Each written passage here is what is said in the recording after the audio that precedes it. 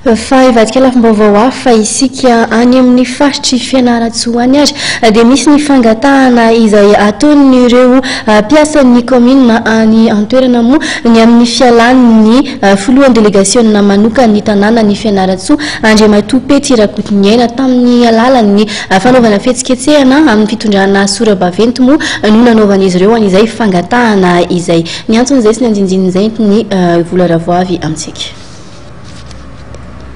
Ny lanja sora-baventy fangatahana ny fialan'ny PDS ny tanàna ny Fianarantsoa Pety Rakotoniaina ny mpiasan'ny commune nandritra ny lanonam-panokafana ny fanentanana nasionaly famerenana ny sy fampidirana an-tsekoly ny ankizy fito ka hatramin'ny 20 taona izay nitanterahana ny asabotsy tao Fianarantsoa.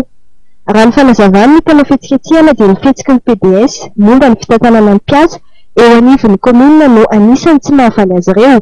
Ny PDS ny tanàna ny Fianarantsoa kosa dia nanamafy fa efa avokoa ny karama ny mpiasan'ny commune. Misy karama efatra volana tsy voaloha tao anatin'ny efatra taona.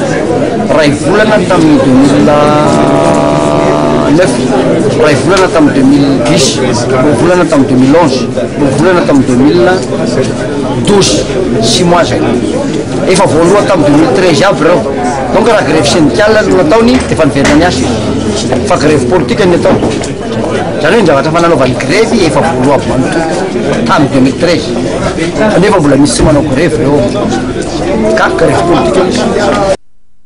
Raha ny fanazavan'ny PDS dia 520 sy 300 ny mpiasan'ny commune ao andrenivohitra Fianarantsoa amin'izao fotoan'izao ary ny mpiasa ECD lany fifanarahana no misorina.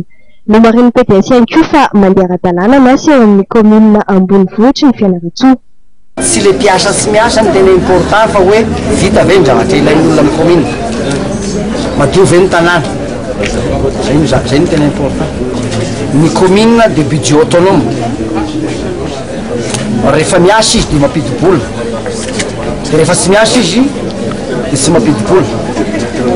Ka tsy logika mihitsy amin'ny commune hoe nao tsy miasa nefa nao hitaky karama satria budget autonome fa tsy budget général. Anisan'ny asa tanterahana amin'izao fotoan'izao ny fanamboarana ny lalana ary misy an'izany ny manodidina ny kianjan'ny Ampasambazaha.